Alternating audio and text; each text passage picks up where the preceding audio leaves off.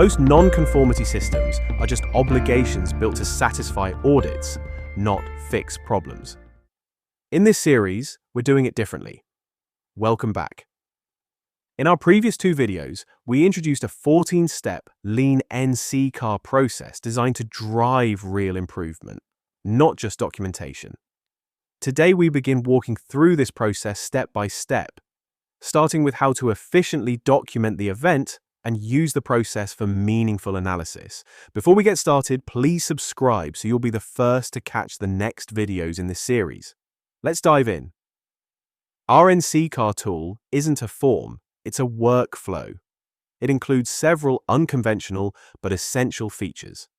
Clear responsibility assignment for every step, completion date tracking with rationale for any delays, time spent on each step and the cost of the event, reportability requirements for regulated industries, investigation support from a lessons learned database, a risk-based decision gate to avoid wasting time on low-risk items, and a root cause analysis model, including regulatory impact.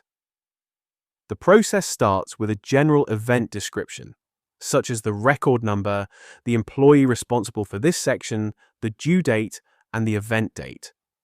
The operation from which the NC came and the operation where it was detected. Why does this matter? You'll use this data later to analyze trends based on the source operation. For example, you may examine the number of NCs generated by your suppliers or any of your internal operations.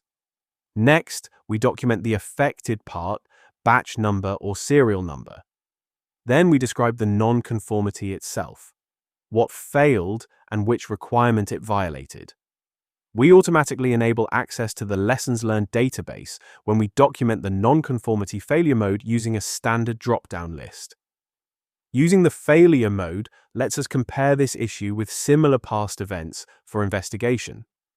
The following step is objective evidence of the non-conformity, completion time, and estimated time spent on the section. Let's break it down.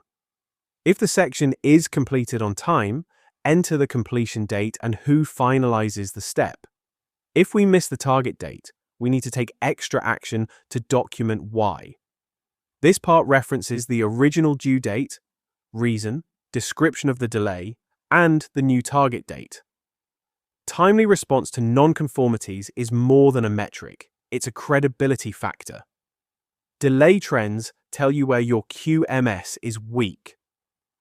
Tracking reasons for missed dates is the first step in fixing the response time. Too much work, think again. According to the NSF and ASQ industry benchmarks, over 50% of corrective actions are closed late or without proper justification. In their inspection findings, the FDA reports untimely or ineffective CAPA as one of the top 5 issues. Per the International Aerospace Quality Group, typical findings include a lack of timely closure of non-conformances.